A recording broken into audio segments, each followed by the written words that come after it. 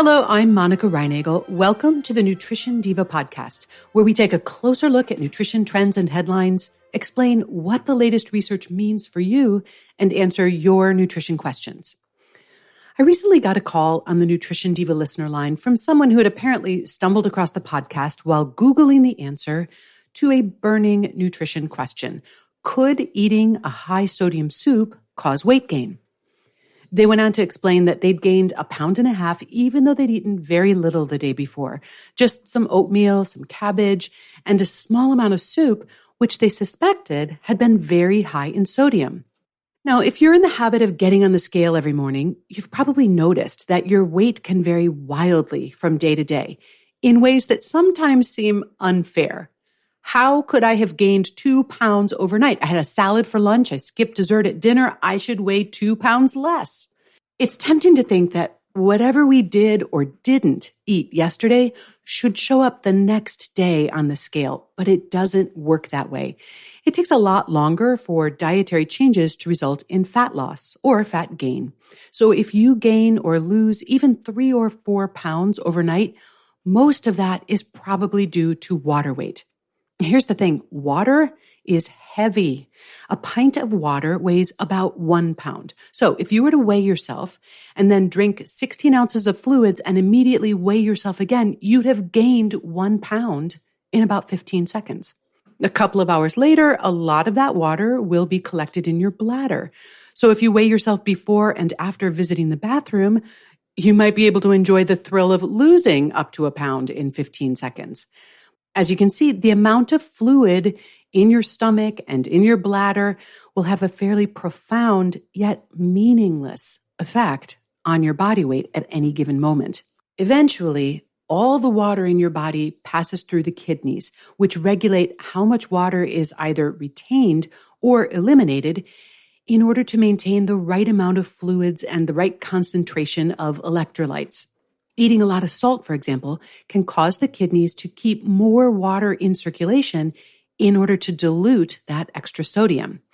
So yes, eating a salty meal can lead to a temporary increase in body weight, but that doesn't represent changes in your fat stores. That is going to have a lot more to do with how many calories you've taken in and burned over the long term. And as I said, those changes are going to show up over a much longer time frame. That's the answer to the question that the listener asked me. But after listening to the message again, I heard something that I think needs to be addressed. There were some red flags in there which signaled that this was actually not a question about sodium or water retention, but potentially something more serious. Red flag number 1 was the fact that the listener reported eating only oatmeal, cabbage, and a small amount of soup over the course of an entire day. That's not enough calories to sustain an adult human body. Red flag number 2 was the description of a relatively small amount of weight gain, just 1.5 pounds, as serious weight gain. And red flag number 3 was the listener's self-described desperation to find out what caused this minor fluctuation in weight. Taken together, these red flags might suggest that someone is dealing with disordered eating and distorted body image. Disordered eating is unfortunately quite common, and it can be very serious, which is why I want to take this opportunity to just bring this out into the open. Disordered eating is not primarily a nutrition issue. It's a mental health issue. And May is Mental Health Awareness Month, so the timing really is perfect. For anyone listening today who may hear themselves in this discussion, please know that however isolated you may feel with these sorts of thoughts or worries, or how desperate the situation feels, you are not alone, and help is available. If you're not sure whether or not this is really a problem for you, the National Eating Disorders Association has an anonymous screening tool that you can access at nationaleatingdisorders.org. And there are more resources, including an eating disorders helpline, available at anad.org. Just click on Get Help. Just this morning, I got an email from a listener that struck me as another case where the question being asked was not really the issue at hand. This listener wanted to know how to send a food item to a lab to have it tested for possible contaminants.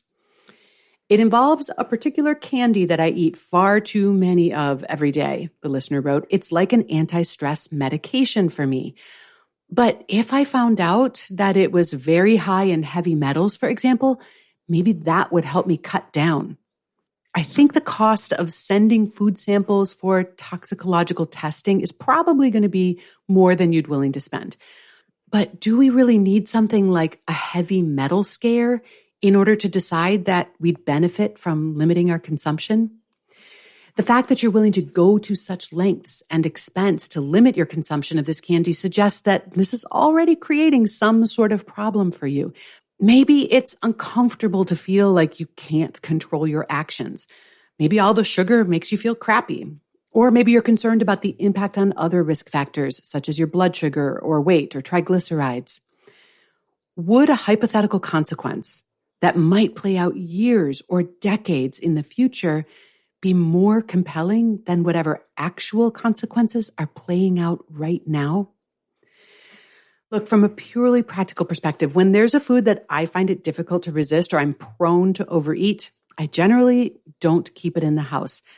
I find it a lot easier to exercise my self-control once at the grocery store than to battle my willpower every night at 8 p.m. But there was something else that struck me about this question, and maybe you heard it too. It's the part about candy being like anti-stress medication.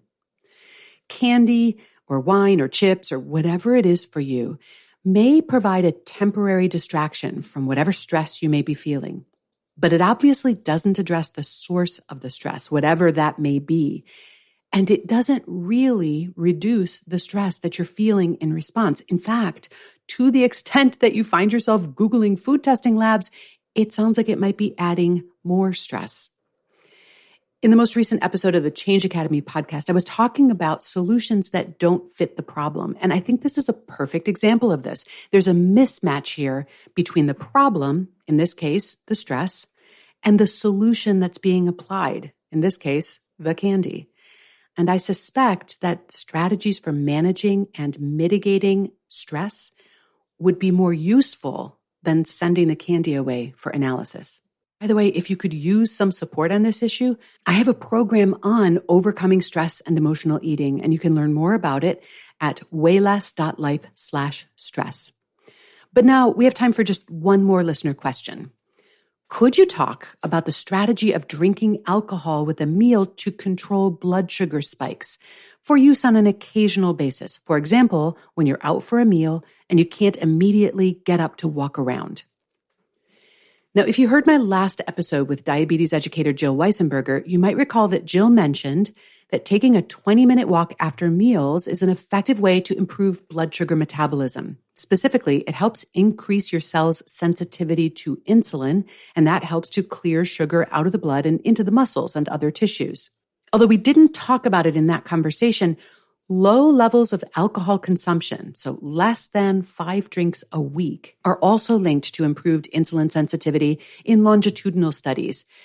And that means that people who report low to moderate alcohol consumption over time also have a reduced risk of type 2 diabetes. However, it's not clear, to me anyway, that having a drink with a single meal would have an immediate impact on your blood sugar after that meal. More importantly, alcohol also comes with very clear and significant health risks. I don't think it's ever worth drinking alcohol simply for the alleged health benefits. If your goal is blood sugar management, I suggest focusing your attention on the content of the meal, things like portion size and the amount of refined carbohydrates that you choose. And then take a post-meal walk when you can, but don't worry about the occasional situation when that's not possible. This is a long game we're playing here. This is Monica Reinagel, the Nutrition Diva. If you have a question you'd like me to answer, you can email it to me at nutrition@quickanddirtytips.com, or you can leave me a message at 443-961-6206. Nutrition Diva is a Quick and Dirty Tips podcast supported by a fantastic team, which includes our director of podcasts, Adam Cecil, audio engineer Nathan Sems, Davina Tomlin, who runs our marketing and publicity, Holly Hutchings, who is our digital operations specialist, and Morgan Christensen, who is our podcast operations and advertising specialist. Thanks so much for listening.